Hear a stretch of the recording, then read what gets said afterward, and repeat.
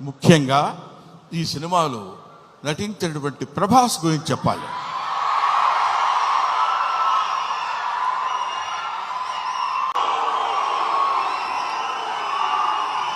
ప్రభాస్ అంటే ప్రభాస్ అది ఇంకా ఆపండి. ప్రభాస్ గురించి చెప్పాలి ఈ సినిమాలో. ఆయన ఒక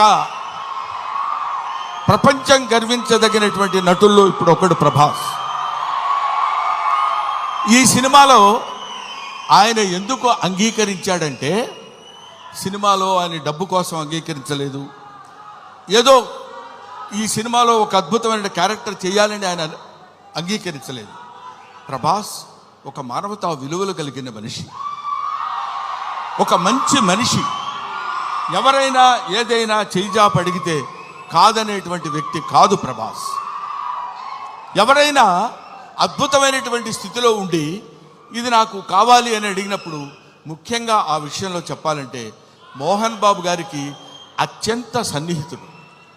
మోహన్ బాబు గారు ఎలాంటి వాడంటే, ఓ చిన్న ఆల్కహాల్ లాంటి వాడు, అలవాటైతే వదిలిపెట్టలేం. అలాగే ఎంతో మోహన్ బాబు గారి మత్తులో, మోహన్ బాబు గారి ప్రేమలో మునిగి తేలినటువంటి వ్యక్తి. కాబట్టి ప్రభాస్ ఈ సినిమాలో చేశాడు. అరే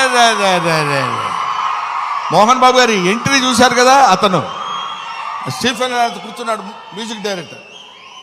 ఆ మోహన్ బాబు గారి ఎంట్రీ అలా పెడితే ప్రభాస్ శివప్రభాసుడు. అతను శివుడి చేత ప్రకాశవంతంగా పెరిగేవాడు, 6 అడుగుల అందగాడు.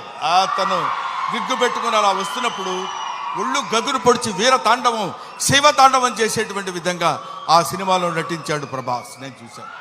ఆహా, ఇది కదా సినిమా, ఇది కదా శైవభక్తి, ఇది కదా దైవభక్తి అని నిరూపించేటువంటి సినిమా. ఇటువంటి సినిమాలు మనం చూడాలి, మన పిల్లల చేత చూడించాలి.